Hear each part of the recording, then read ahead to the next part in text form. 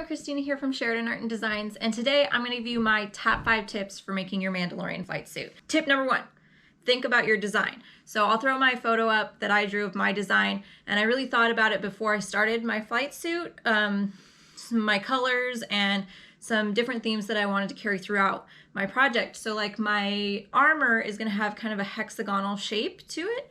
So I brought that same thing into my flight suit when I was deciding on like adding hip patches and things like that on my suit.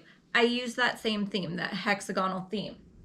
The other thing to think about is that I have on my helmet, I have a black and white theme, so I kept that theme into my flight suit.